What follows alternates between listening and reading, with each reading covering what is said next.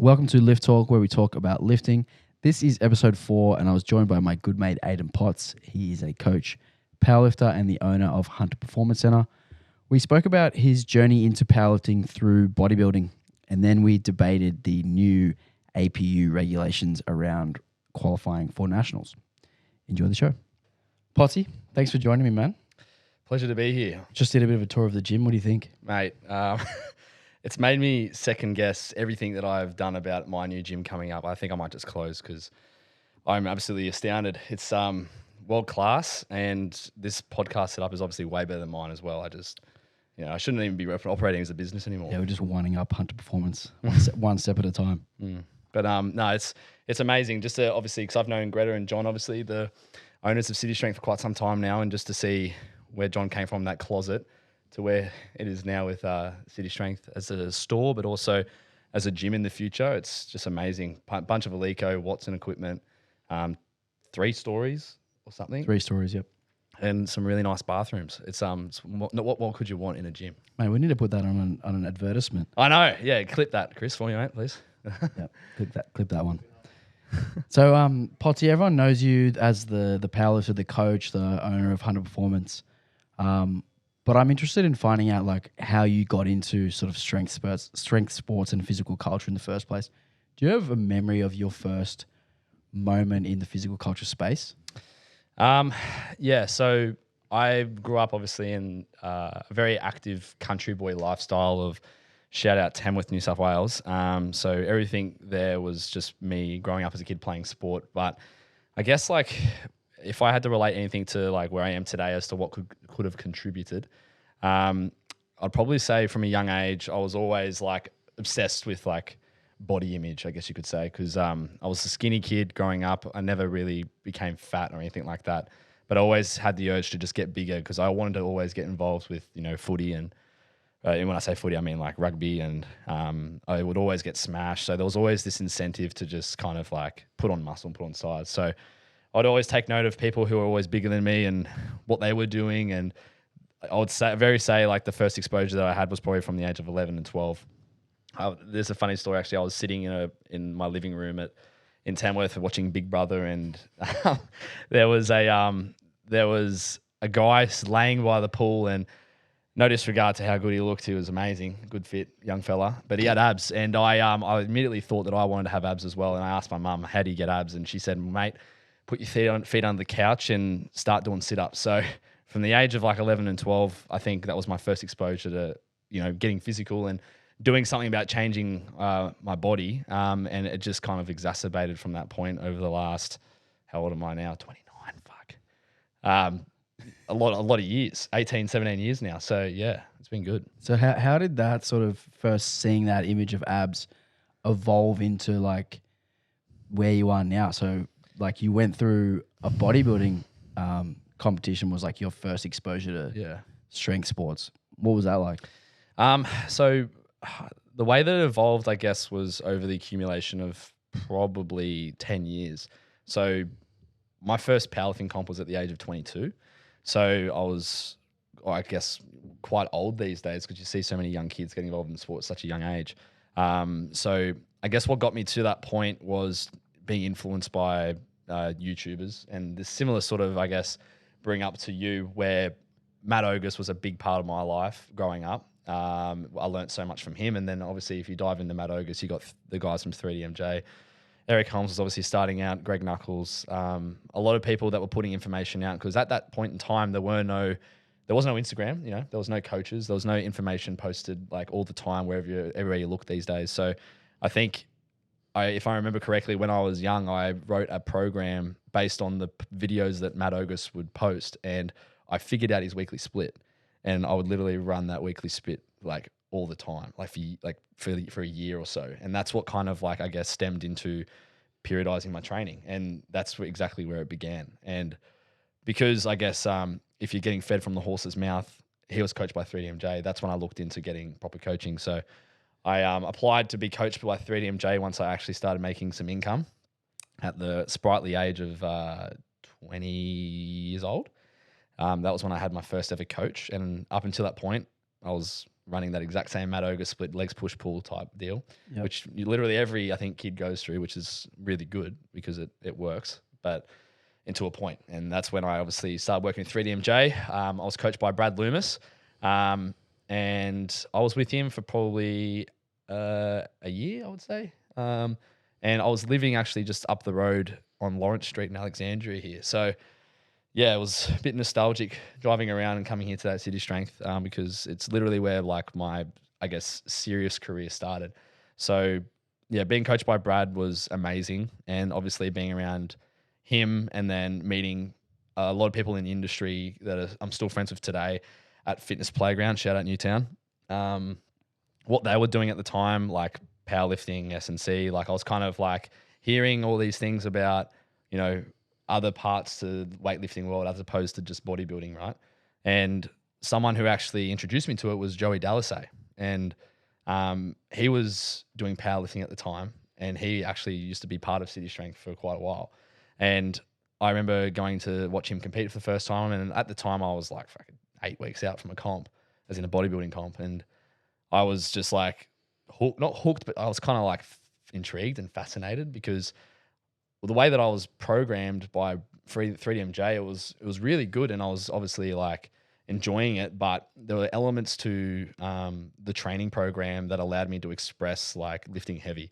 So I'm not sure if you've heard of Lane Norton's FAT program. Of course, goated program.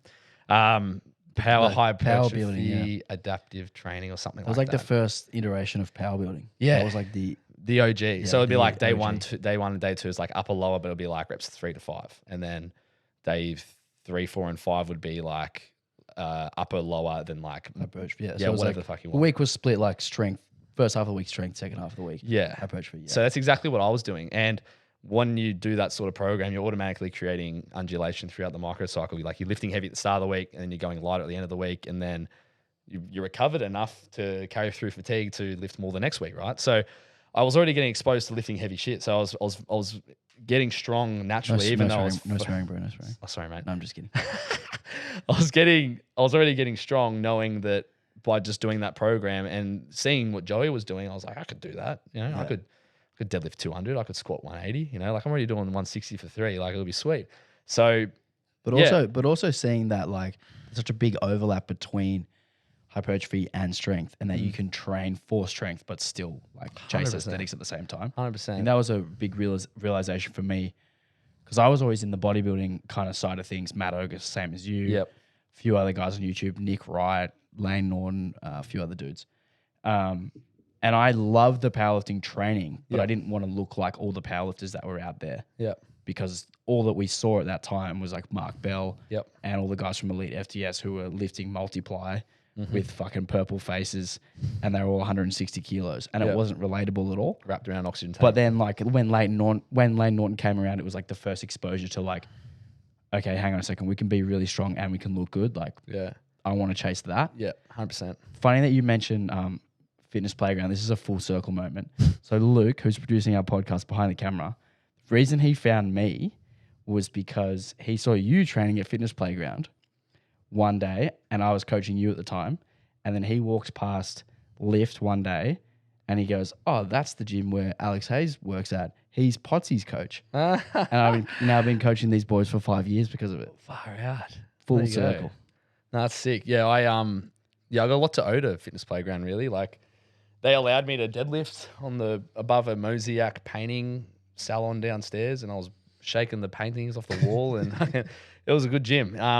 And yeah, like I think the biggest thing, exactly as you were saying, people who realize that like you can still be jacked and strong at the same time and run whatever program you really want, just as long as you're ticking the basic principles. Like you can literally do whatever you want and it will work. And I think that's why the transition to powerlifting for me was seamless, because like I went from not doing a single comp at all, and then did my first comp, I think July in 2017, up in Cairns. And within 5 months, I was already at Oceanias in Singapore representing Australia with you. And that's when I first met you properly. Yeah.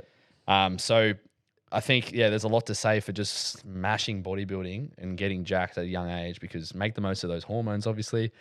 You're probably studying or you don't have a, I guess, full-time job, so you can probably sleep and recover a Yeah, lot. you got so much time to Bro, dedicate like, to it. don't waste time at that age. Hey, you can really make the most of it. Yeah, so let's go back a little bit to the bodybuilding comps themselves. What was the experience like actually getting properly shredded?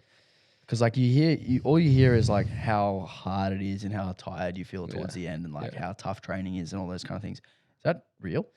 Like to a degree, but honestly, the biggest fear that I had, probably because I had body dysmorphia, was the fact that I didn't want to lose muscle. And the biggest thing that I could ever find in regards to research or mentoring from Brad was that like you just got to do it over a long period of time, and therefore you can maintain muscle mass. So how long was your cut? 40 And did you do just one comp or I did 2 comps. Yeah. But the cut went for 48 weeks. Oh my god! But the thing is, the 48-week cut got me to 4.2% body fat, and that was by DEXA scan as well, because I was part of a study for a guy called Lachlan, I want to say McLean or something, from Sydney Uni. He was doing like a physiological, psychological change in bodybuilders from 16 weeks out. So from 16 weeks out, 8 weeks out, 4 weeks out, 1 week out, and then 1 week post, 4 week post, 16-week post. I got DEXA scans done. I got my bloods done. I had a metabolic test done, obviously questionnaires and stuff like that. Got a lot of data out of it, which was cool. Yeah, and that is cool. I I feel literally, like everyone should do that kind of thing. mate, Yeah. you should always get your bloods done regardless. But especially when you're going through that period, because I kid you not, like my test was healthy, right? This is the test is the biggest one you talk about, right? With natural bodybuilding, because that's the first thing that goes. But my test was like median range. I think the range is like 100 to 300 for So you're on that calculated. TRT then? Bro, my test got down to like, I think it was like 3.8 or 4 moles per liter. Over, and I think the range is like 10 to 30, and that's normal. Shit. So I was dire. Yeah, I was not feeling it. And for how long was that? Was that like just the end of it, or was that like the last? Probably from the 8 week out period. Okay. And then, but I was lean as nuts, and that's all I had really going for me. I was kind of skinny. Like I looked jacked, but like from the side, I was like one of those fish going through the ocean where they fucking, the ones I'm talking They about. just disappear. They just disappear. So I Like an A4 piece of paper. Yeah, except my head's that big, it sticks out still. But I think like the hardest part about the prep, honestly, would probably be that like week 30 to 40, like, because there's a period where like it just becomes cruise mode. Like you don't have, I guess, those like real physiological changes happening. Like you're not feeling the stress of like appetite, or I guess you don't feel cortisol, but you just don't feel, I guess as you don't notice the deficit as much. And Is that in the middle period? the middle period is the hardest. Like when you crack 10% body fat, that's when it starts to get hard. But once you get to like 8, it's pretty easy, because like your body's used to it. Your body's used to just like dropping fat and like dropping weight, that like you don't even notice it. So in that 40 weeks, how much weight did you lose? And did you have like periods during that where you had a diet break, or you went to maintenance or whatever? Yeah. So I started at 82 and I got down to 71.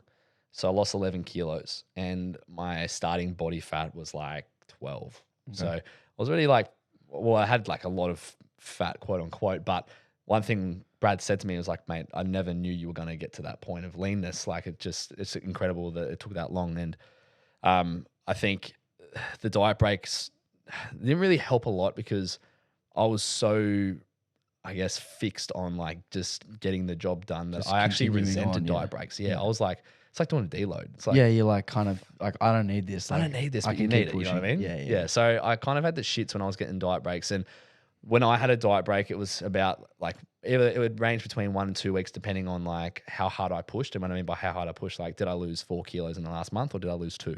So the diet break would consist of just eating a total number of calories, but always hitting the protein goal. So energy expenditure is going to be relatively the same, but I guess it's just meeting that, I guess, satire, like when it comes to like eating savory or sweet foods. Yeah. But other than that, I was just full dog mode. Just wanted to kind of not waste time and just get it done. And I guess that's partly the reason why I got to that point, and partly the reason why I sucked at uni. Did you notice, like, the other thing that bodybuilders report is, well, the other thing that people report in the research when people lose weight is that their NEAT drops, so their non-exercise activity thermogenesis, the NEAT actually drops. like just by virtue of their body not having the energy Yeah. available to them. Yep. Did you notice that like towards the end you just didn't want to get out of bed and like you just were like inactive almost by... I think it matters about where you start. Like, I think I started at a lifestyle where I was already, I think at the time I was getting paid cash. Shout out Sydney Oztag for refereeing 4 games, 4 nights a week. And it was $20 a game. So I was running around 4 nights a week after training. So I was already active at that point in time. And I think that's because I started at that point. I was already burning a lot of calories.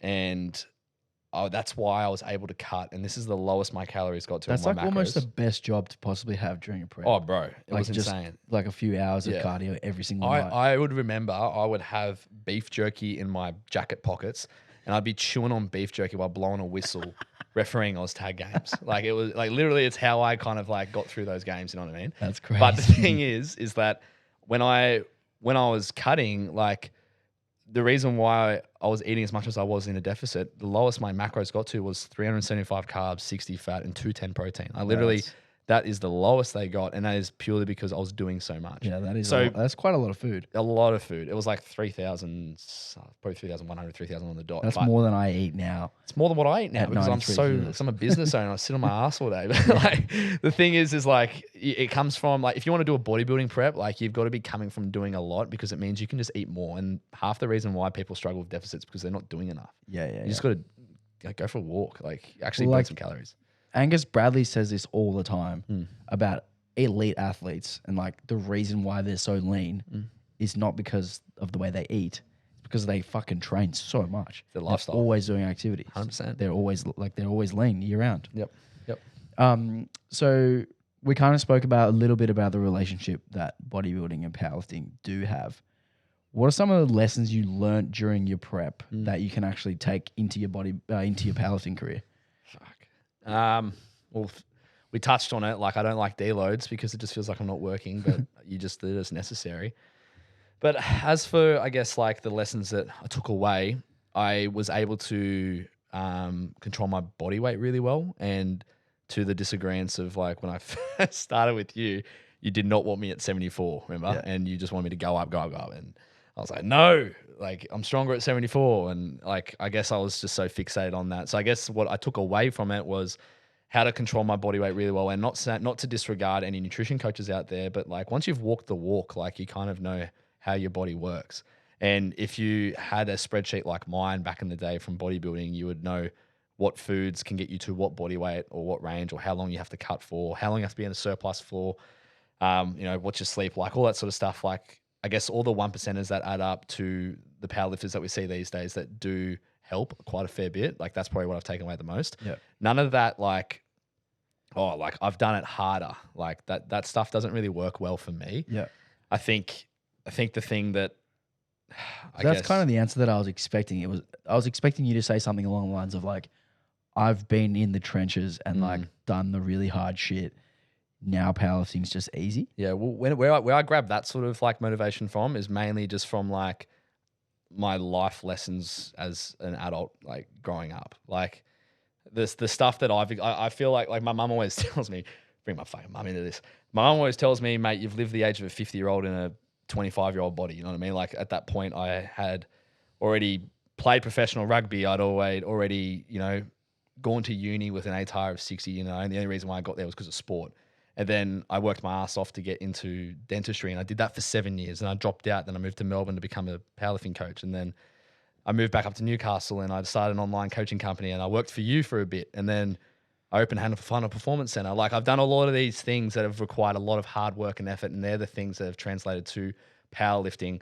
Like bodybuilding's easy. Like, and people would disagree with that, but the thing is like the life lessons that I've experienced are the things that I take away and apply to my powerlifting at this present point. Yeah, and I think it's interesting. Like you'll often hear people ask the question like, what makes a successful powerlifter? And it's the same characteristics that make a successful anything. Yeah, bro. Yeah. Same things that make up someone who's successful in business, someone who's successful in sport, or in any endeavor in life. It's like being willing to get your hands dirty and do whatever's required for the thing. Yep. We can literally talk about the two best lifters in the country for male and female. So Stephen Day, right, incredible lifter, but he's also a bloody good coach. You know what I mean? and he's a successful coach as well. And then females, you look at Vicky. She had a time where she didn't do a competition bodybuilding, but she actually was at Fitness Playground, Chris, when back in the day when I was there, and I competed against her ex-boyfriend. That's Luke. Luke, sorry, mate, Chris, Luke, sorry, but you get what I mean. Like she came from a Don't background. worry, I didn't know their names for like 4 months of training them. Oh, really? You got around. They that were way. just fridge and freezer for a long time. I heard that. So yeah, Vicky is a successful graphic designer. You know what I mean? I think she's for a big time company, like an online shop or something. But like the fact of the matter is that exactly what you said. Like you can take away the people at the top, and you can probably see what else they are very good at in life as well. Yeah, you got to be a go-getter. 100%. Got to be someone who's like willing to Take risks. do the thing. The other thing I was curious of was like, obviously when you train for hypertrophy, you're pushing accessory sets hard. You're training accessories, with full range of motion, with proper tempo, with proper control, proper technique, and all that kind of stuff. And I feel like a lot of powerlifters, particularly powerlifters who don't have a big training history with doing body composition type stuff, really struggle with that. Yeah. How do you like coach younger lifters who don't have experience with bodybuilding to like make sure they get that stuff right? Because like it comes easy to you and I because we grew up.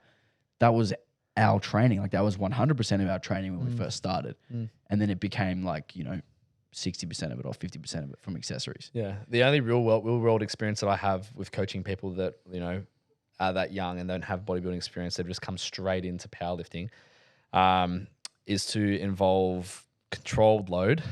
So don't give them RPE, because like you just want to, like I've got a young girl named Maddie, right? She's 14 years old. She deadlifts 120, benches 65 and squats 80, and she's under 48 kilos and she's 14 years old. Wow. She's an absolute weapon, right? But the thing is, the only huge bench press. Yeah, 65. Yeah, that's. Incredible. But like the thing is the only way that she's got to where she is there is literally just by accumulating volume, and the blocks that she runs go for like 12 weeks. Yeah. And I'll go to her and I'll say like, are you getting bored? Like, is this like a bit, tedious? And she's like, no, like it's working, like it's good. And that's the best answer you could possibly hear from any junior, that it's working. Let's keep doing it. Because partly the reason why juniors struggle is because of novelty. And hypertrophy, I'm sorry, but there's not much novelty to it, because you literally just have to get within the proximity of failure at a certain rep range and make sure you're lifting appropriately to target the tissue. Like that's literally it. Yep. So when these young kids come into my gym, or they come on with my brand to, get better at powerlifting, and they need to build muscle, the things that we are looking at is exploring, as you said, ranges, but using the exciting things that allow them to push themselves. So MRAPs are great.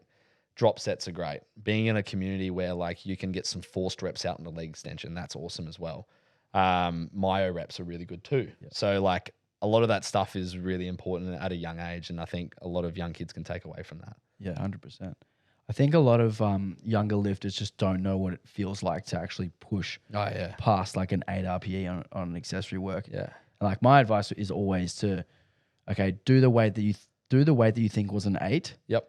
And do that set again and do an AMRAP and see how many more you get. And then now you know what an 8 really is. Like, because a lot of people will end up getting 15 extra reps or like 20 extra reps. Yep. Like those sets that you were doing before were complete fucking garbage. 100%. Yeah. It's pretty funny you say that, because two things I'm going to say. First one is that at Hunter Performance Center, we have like, I've got my close friends list, and it's just all the clients of Hunter Performance Center, right? Including mum. But we basically like after First Nations, which was a recent competition that we ran at HPC, everyone, and we had this like awkward window of like 15 weeks before the state championships, which we'll get into. We basically ran like very similar sort of like exercises depending on who you were, that would dictate like, pushing the limit, right? And because we're in a physical gym setting, and obviously online as well, this is where the close friends thing comes in as well. When posting stories, we would record ourselves and like push each other for like how hard you could go on like a pendulum MRAP. That was a drop set after doing a 202 tempo, 3 sets of 10 beforehand. You know what I mean? And the videos that were getting posted, people just seeing, like I've got clients overseas in the Pilbara, Melbourne, Victoria, wherever, like the people are posting these videos and I'm sharing them to my close friends, and they can actually see physically like how hard they are going. And I think that sense of community of like knowing that the person that you're rubbing shoulders with in the same gym or in the same company is going as hard as they are, that automatically pushes you. And I think that's a very potent formula when you have that backing, Yeah. which is really, really good. Yeah, I've got a couple of clients who train at the same gym at Macquarie Uni, and they train together every session. So for their accessory portion of each session, so they do their main lifts, which are usually like individualized to whatever they need. You know, like one guy might have high bars on his secondary day, one guy might have pause low bars on his secondary day. They do those kind of on their own. And then when it's time to do accessories, they do the same exercises for the same sort of protocols. Yep. And they buddy up and do it together. Yep. And they push the fuck out of each other. That's mad. And it is so good. Like that's kind of a similar thing to what you're saying there. Yeah, yeah. Like if you train on your own, you just don't know how hard you could actually be pushing if you had someone that had similar. And like mentally, it really sucks to go like really close to failure on hypertrophy stuff. Like it is really hard. Yeah. And the reason why people don't do it is because it is really hard. Mm-hmm. So it's nice to have someone there like making it fun, because it does really make it fun when you're like going back and forth. Like, oh, you got 15, I'm gonna get 17. Yeah, yeah. Like I got this guy at the gym. Shout out Dan Lee, 66 open lifter that I have, and he does like a 202 tempo pendulum, and it's literally programmed at RPE 6. Because I know that he will go to an RPE 6, and it's moving slow already, but like he will pull up sore 2 days later because he actually hit an RPE 6. Yep. And like I don't know, like if you program RPE 6 for accessories, sometimes on something as like intense as a pendulum or a belt squat, but like it is hard. Yeah, yeah. Like and people look at 6 and 7 RPE on a sheet and they're like, oh, that's a easy set. Like no, that is not an easy set. Easy. Like if you do an AMRAP, take off 4 reps, that's a 6. That's still a hard set, even without those final 4. 100%. Yeah, people underestimate that for sure. I agree. All right, so we're going to come back with our Instagram question of the week. And this is quite topical right now. I'm nervous. And it might ruffle some feathers. But here we go. So actually from Jay Herber, one of the coaches who works for you, she asked, how do you both feel going into states knowing the selection process has changed? Now, I'm just going to preface by saying I'm not doing states, so I don't care this year. But I will give my opinion on the actual process itself. Yeah. Did you have anything to say first, Potsy? Well, I'm hopefully doing states this year, pending APU renewal, and this has obviously been released since HPC has been removed from the APU as an affiliate. But for those who don't know, Mr. Muir sent out a message to the Member Jungle chat last night, and I don't understand why it's announced over Member Jungle chat. But anyway, that's just the way that he likes to communicate. But he mentioned that how he's going to select for or how you can be selected, for the national championships is by podiuming and being on the top 3 of each weight class for each gender in each state. So the reason as to why they've gone around that way is to there's not enough volunteers, and it takes too many resources to host a mega meet like last year. I don't know if many of the listeners were at APU Nationals last year, but it was located on a 2-court basketball court up in the Gold Coast at Tullabudgera, at the Leisure Centre actually, and it was a good size venue, but like I recommend not holding a competition on a basketball court because was it spring-loaded flooring? The venue is amazing. The venue is amazing, but you just if it wasn't did you by any chance check out the other court on the other side? Yeah, it was like semi-outdoors, but it was concrete. Yeah, concrete basketball courts. That would have been perfect. Yeah, like you lay down some rubber, like you wouldn't have the issue that I guess that was had when people were dropping deadlifts and putting holes in the basketball court. I think they liked the fact that it was a grandstand. Yeah. So I thought the actual venue itself was good. Yeah. I won't go into the other things I didn't like about it. No, but what I will say is that the APU wasn't too happy with how much it cost to run that sort of Well, okay, let's go into the numbers then for the actual competitors. Yeah. So how many lifters were at last year's Nationals? So to my record, 184. 184. Okay. Yeah. And if there were 3 lifters from every weight class in every state in both genders. Yep. So how many weight classes? Is that? Hang on, I'll do the maths. So 8 weight classes times 3. It's 21. It's 24. 24. And then times 2 genders, obviously, so 48. Yep. And then is there 7 states? 7 states, 2 territories? Can we get fact check? 5 states. So 5 states and 2 territories. Times 7. Yep. That's 336 lifters. 336 So that's lifters. almost double what they had last year. So first of all, if we were going to go with that, that selection process as opposed to what they did before, we're already doubling nearly the amount of lifters. Yep. So it doesn't actually solve the problem of having a smaller comp or using less resources. No. What would be your preferred method of selecting lifters for nationals, Potty? There's so many different ways you can go about it. I think the best way to look at it, because obviously the APU is a very new affiliation, is to look at what other IPF affiliates are doing and then work your way off that. Because this is like my second year in the APU, like I've only ever experienced what it was like. And wherever I look as for what federations do, because they have a massive participation pool, I look at like when the USAPL were affiliated back in the day when PA was a thing with the IPF. They would host like mega nats and it'd be like a 4 or 5 day event. And that's how they got through that amount of people. But I think if you are struggling for resources like volunteers and space and finances, like you just simply cannot cater for those amount of days and that many people, right? So I think there has to be a cutoff and there has to be a criteria that is met by the people who want to participate. Yeah. So I think it comes back to the premise of what is nationals, right? yeah, Nationals is the pinnacle for Australian competition for that calendar year.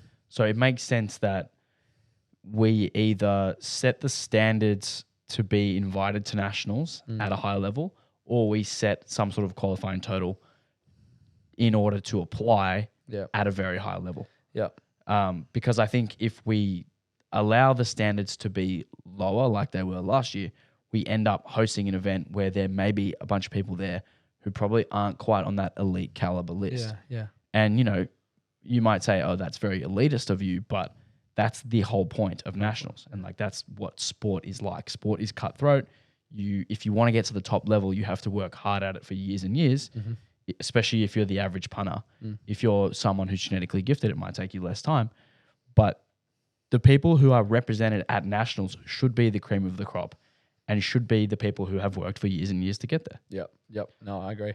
It's I think if you're looking to reduce the size of the pool, which was one of the reasons, and contrary, it doesn't fix the issue by making a top 3 case, because you just automatically more than doubling the resources that you require to run that sort of meet. Like it just doesn't make sense to run a podium positioned invite only thing. And also like looking at the data on open powerlifting, there's 0 lifters in Northern Territory. There's also 0 lifters in Tasmania that are affiliated with the APU. So automatically like you're losing that, I guess, idea of promoting grassroots powerlifting right at the start. Like there's not even a local competition to compete at, like at either of those locations. So what's going to fill the void there to represent those 2 states if you want to have a state representative at nationals?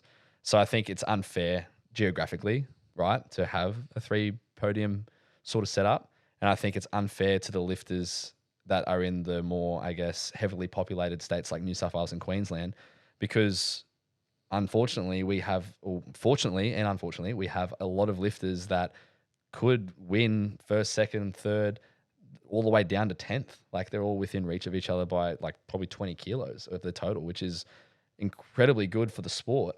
But it's not good if you want to run a system that allows someone who has a 60 GL score from South Australia and have someone else that misses out and they could potentially win nationals on a good day. You know what I mean?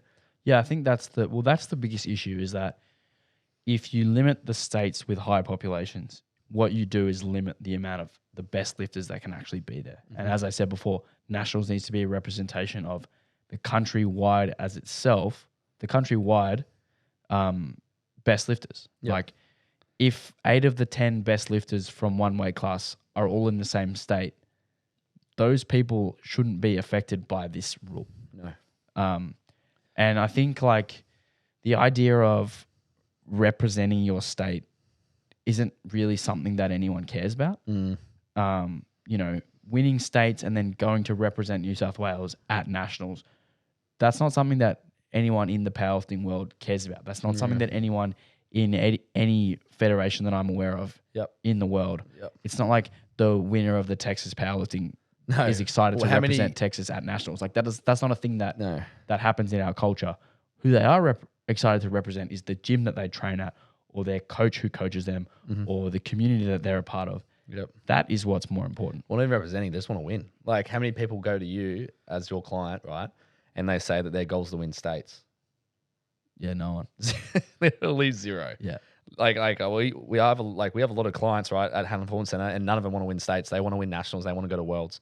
So I think yeah, I agree with you. I reckon states shouldn't be a thing. I think it should be like, if you want to have states involved in some regard, just show what state they're from at a national level. Like, oh, here comes Alex Hayes from New South Wales, king of Leichhardt. Like, he walks in and does his 220 open on squat. You know what I mean? So like, the thing is that when we can still include like the state thing, but like, you don't have to have a state championships, because you lose the novelty of running local meets. Yeah, right. yeah. Like, you get so many people that come into a local meet just to qualify for states. They are sandbagging, aka match fixing. Shout out, Sport and Fairness, or whatever it is. Like, it just annoys me that people just do a local comp just to qualify, and it dilutes the competition experience for so many people that actually enjoy doing a local comp. Yeah. Yeah. And that's kind of where I was going to go next, is like the whole idea of needing to do a local in order to do states, needing to do states in order to do nationals, is just such a silly system, because first of all, there's a lot of people out there like myself who don't have the time to compete 3 times a year. And I don't like the idea of going up to a local meet, not prepping for it, and just putting up a token total to go to states. Like, I don't like the idea of that, because I'm taking a spot away from someone who might be doing their first comp. What if they missed out on signing up because I was forced to do this comp in order to do states? Like, that's not fair for the people who are below that level. Yeah. By the same token, I'm also someone who's interested in doing nationals, but until this system changes, I won't do it because I do not have the time to do 2 comps and then do nationals. Whereas I'm already at the point now where I'm a good enough lifter to most years be in the top 10 in my weight class. So I should be one of the people who's been represented at nationals. But because of this system, and even if I had done states, I probably wouldn't be placing in the top 3, because I'm in New South Wales in a very densely populated weight class. I'm probably not going to be able to get to nationals now. Whereas like, I am one of the sort of top 30 lifters in the country.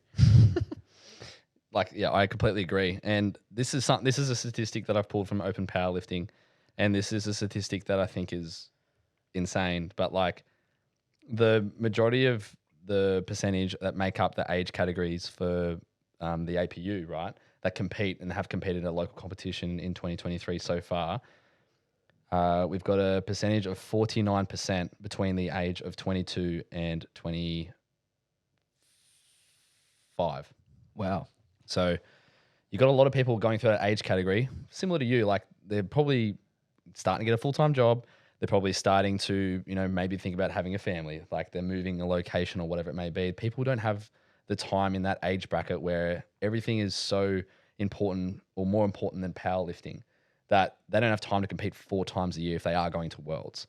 And even then, if you do go to Worlds, you still have to do a local meet the following season, right? Yeah. To even qualify again for states, and then again do nationals. And then you may not even make nationals because your state is so competitive that you have to, be top 3. You know what I mean? So therefore, you're pushing your prep so hard that you have to get top 3 at states. And therefore, you're turning the priority comps not at nationals, but at states all of a sudden. You know what I mean? Because unfortunately, geographically, like, you're in New South Wales and Queensland, which makes up 71% of the population of APU.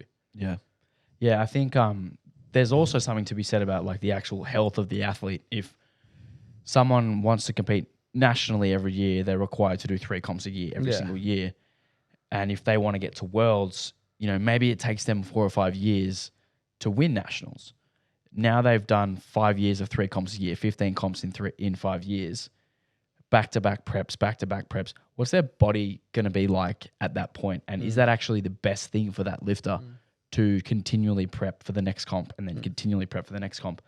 Whereas if you allowed people to do, people who've reached a qualifying total or are in some sort of a ranking system to get invited to a national level event. Yeah. If you allowed them more time to prep for that comp, what you're probably going to end up with is that competition being better. Yeah. If you allow, let's say there's 15 93s who, meet the qualifying total to go to nationals, and you allow all of them 6 to 8 months to prep for this comp, you're going to get a really good comp. Whereas if you force everyone to do the local, do the state, do the national, and then the one person who gets to go to do worlds then has to go and repeat it all again, you're probably going to end up with a competition that's not as competitive. You're probably going to end up with a few people carrying injuries and risking making those injuries greater in order to accelerate to the next stage. Yeah, a bit off topic, but like an interesting point is like when I started in 2017, 2018, I remember I was talking to you and I was like, man, how the fuck am I going to get Worlds one day? Like, these guys are insane. And one thing that did comfort me was you said like, mate, the average age for Worlds this year is like 32. Like, don't stress. Like, you're far before your peak of like your time in the sport. And to a degree, that's true. But if you look at the ages that are winning Worlds at this point in time, as we start to progress in the sport, that age is actually dropping. Like, you're seeing juniors come out and they're just way stronger than what the 32-year-olds were back in 2017, 2018. And the problem not the problem, but the fact of the matter is that they're healthier at a younger age, like by nature. And therefore they can probably do more, recover more. And they're allowed to actually push their programming to a point where they can train 5, 6, 7 days a week. Yeah. Getting way more volume in than a 30-year-old possibly can, because I'm sorry, but if you're a father of 2 and you have a full-time job as well, it's really hard for you to actually push your body to the proper limits as best you possibly can. I think the argument there is you go through that period as a teenager into your early 20s and you reach a certain point, and then you continually moving that needle up as you get into your 30s. So it's like what I was saying was also true. Back, in 2017, 18, it was true. Like majority of world champions were probably 28 to 35 years old. And now we may be seeing some outliers pop up where they're still juniors. Those lifters are eventually going to be 30, 32 years old and probably still at the top. Push that needle. And it's just going to continue push the needle. The other thing I wanted to mention before on the whole like local state sort of stepping stone system that we have, I think what this actually does, this system, is it devalues local comps. 100%. And it changes the way that the calendar looks from an event standpoint to where we end up with these periods around states and around nationals where there's not enough local comps for people to just jump in and do. And then you end up with people doing the local, and then the only option if they want to compete within like an 8-week period is to do the states. And then you end up with a states that's fucking enormous. Huge. Whereas if we just had an even amount of local comps throughout the year, and we had a big state championships, and we almost do the same thing with state championships that we're suggesting we do for nationals, is we take a look at all of the weight classes and we either set a qualifying total and send out invites, or we really raise the standards to make it an actual like big deal to go and compete at a state championships. Like, I don't think that you should be able to just turn up, do one comp, and then go to state championships. Like, I agree. I think we need to make things a bit more difficult to get to that next stage. Keep putting resources into the local meets. Keep running more and more local meets. Get people into the sport.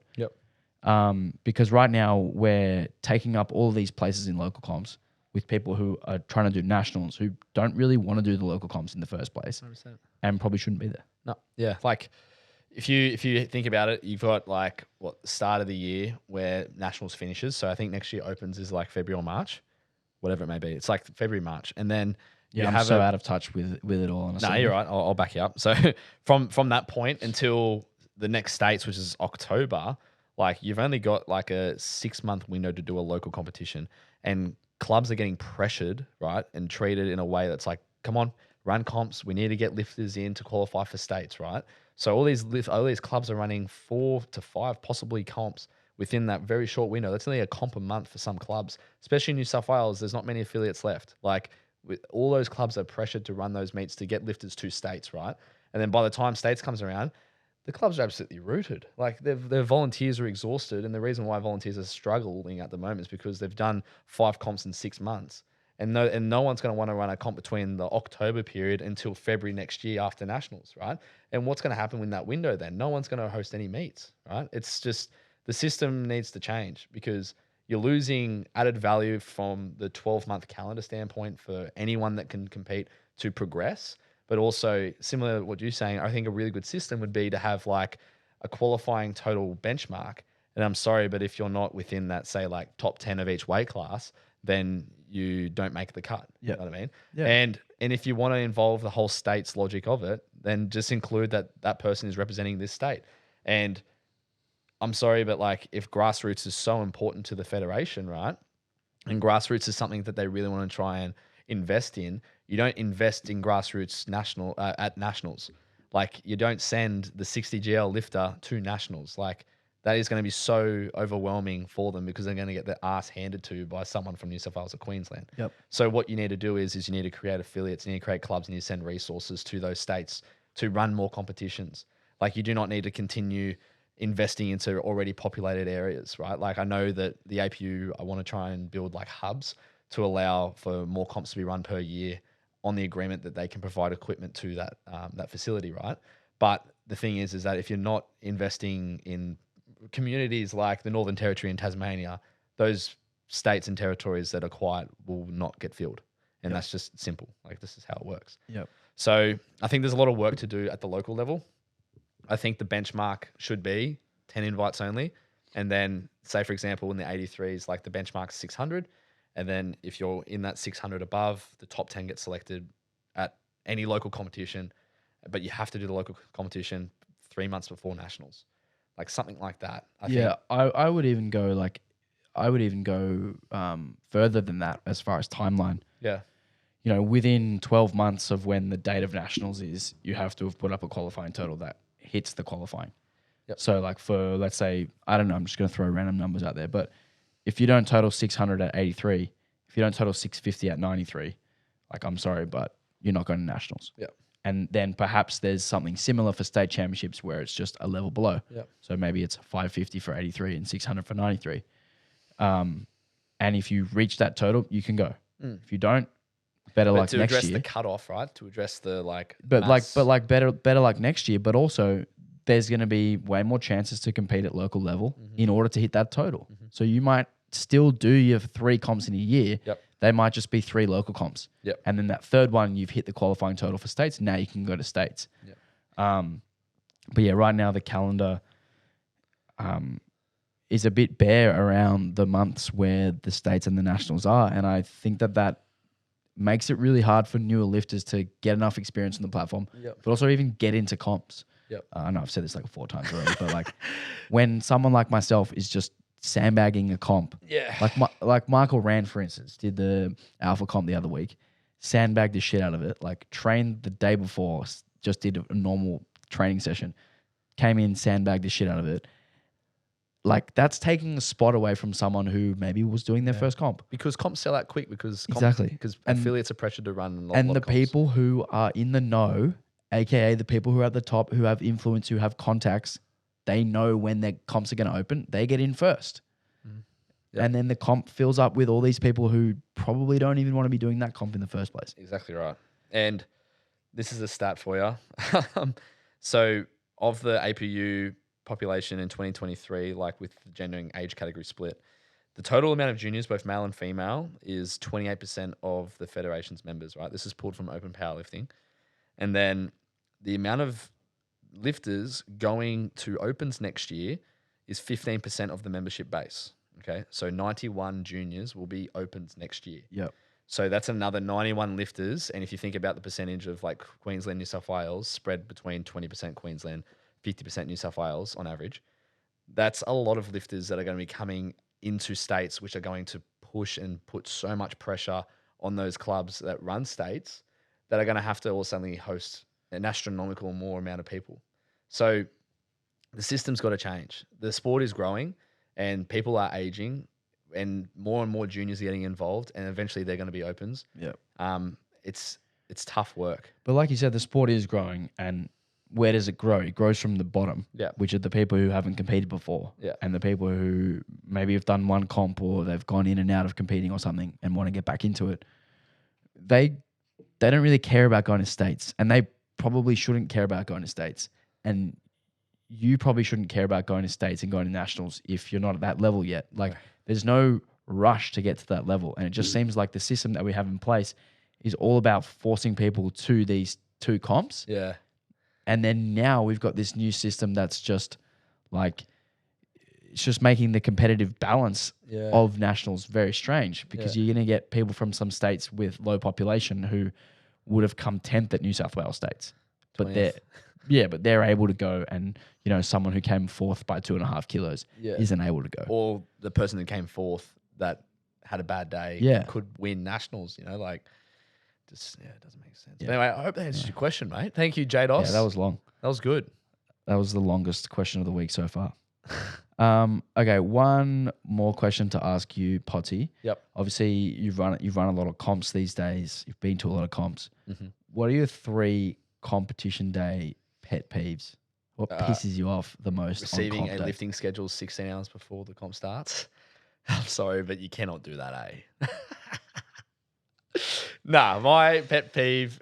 No, maybe we should cut that out. Nah, leave it in there because I'm already done. Like the affiliation's gone. But anyway, organization and communication is really important. And the thing that gives me, I was going to say, give me the sugar honey iced teas. The thing that annoys me the most, right, is just not having everything organized and being punctual. Lifters need to know what time they're lifting 4 weeks out. And they need to know and how to accommodate themselves when they arrive to the location, right? So residentially, they also need to know what their weight cut looks like coming into the meet, because if people are going to be doing a local, state, national meet or something that provides a higher standard and they want to try and put up the best total possible, you want all preparations to be controlled. And I understand that the IPF have a 24-hour schedule change in their rule book. That things can change at the technical meeting 24 hours beforehand. But up until that point, reassuring and securing the lifters and knowing and taking care of them is the most important thing. So being punctual is high importance. And if you're not punctual, that is a pet peeve of mine. So the other thing that annoys... So referees turning up late, lifters turning up late? Referees turning up late, not finalising the schedule quick enough. Lifters not being there for their weigh-ins. Not being there. Well, yeah, no. Thankfully, my members, who are the majority of volunteers and referees at my comps, are quite good like that. But it's mainly from the top. So just being able to run the meet the way that keeps the best interest for the lifters and the volunteers and the meet director. That is the most important thing. So releasing the schedule on time, being able to follow it to a T, being able to obviously be realistic, in some cases. I know, for example, X Gym ran a comp where they had a 2-day comp, and one day was 80 lifters and the next day was 10. You know what I mean? Just doesn't really make much sense. You could probably allow for a more than 15 lifter per flight, just to accommodate for the volunteers that put in the time and effort to host that sort of meet. But anyway, there's just a little bit of flexibility, a little bit of logic around the decision making process. So yeah, punctuality, pet peeve. The next one would probably be music. I really think music can be the make or break for the vibe and energy in a building. And it doesn't really matter what music you play. There just has to be some sort of ambience to keep the, energy high throughout the supporters, but also in the warm-up room and also on the platform as well. It can go a long way, but obviously not to the point where you can't hear a press call or you can't hear a rack call or whatever like that. Just have some common sense. So I think music is definitely a big thing for competitions. So no music's a pet peeve? No music is a pet peeve. The other thing is airflow and fans, crowdiness, and just kind of lighting, just the general environmental state of a competition can really bother me. We've been at some pretty nasty comp setups together, and some really good ones, obviously. But things that really frustrate me and are a pet peeve is when there's no airflow and everything is cluttered and there's no organization around where your bags go as competitors, and where you put talcum powder, where there's like a good amount of air, so like the room doesn't turn into a massive sweat box. Like I've had experience at a competition last year. I won't name the club, but there was an ambulance called because someone became severely dehydrated because there was no airflow and it was inside like a warehouse setup, and the roof is tin. There's no windows. No circulation of air, and that was like probably one of the most uncomfortable comps that I had to coach at. So yeah, like Yeah, let alone compete. let alone compete. Yeah. Like there should be a safety standard like to some degree, especially for the spotters and loaders that are there working all day, and obviously the refs. Like you got to be onto it, and you can't be thinking about how thirsty you are. You got to think about giving that press command or whatever. Yeah. Well, my one was a bit more simple. It was just like coaches warming up their clients and then leaving the fucking bar loaded to like if your client's like opening at 250 and they've done their last warm up at 230 and you just leave 230 on the squat rack and just leave it there and piss off. Like that pisses me off to no end, and that's my biggest one. Or for example, like if you have liquid chalk and you're giving it to your client and then someone asks to use it or borrow it, like bro, like liquid chalk's pretty expensive. Like they're like up to $50 a bottle for a good liquid chalk product. And people who just don't bring their own stuff and they just expect that it's going to be there and they can just use, your stuff, you know what I mean? So yeah, you could go on for ages, eh? Like Yeah, there's a lot of them. there's a lot of them. But they're my top three. So yeah, punctuality, music not being played, Airflow. and airflow, and just like congestion. Nice. Cool. Pottsy, thanks for joining me, mate. Thank you, mate. Last job is just to tell the people where they can find you, where they can find your gym, how they can get in contact with you for coaching. Cool. I thought you were going to hit me with another surprise question. No more questions. Yeah, so my name is Aiden Potts. You can find me on Instagram at Aiden Potts _HBC. It just shows how much I go on Instagram lately. Obviously, yeah, I'm a director of Hunter Performance Center. We are just opening a brand new gym in Cardiff. So you can find us at 104 Moneybung Road. And we should be opened to the public by the 14th of October. So that's a date that we're going to set, which is it's quite far away. It's the week before Women's States. Hopefully this podcast's out by then. Yeah, but yeah, we offer online, face-to-face, semi-private sessions. We also have like a recovery portion to the facility as well as supplements and a cafe. So if you're ever in Newcastle, come check it out and lift some weights and have a good time. And yeah, we'll catch you in the next one, I guess. Sweet as. If I get invited back on.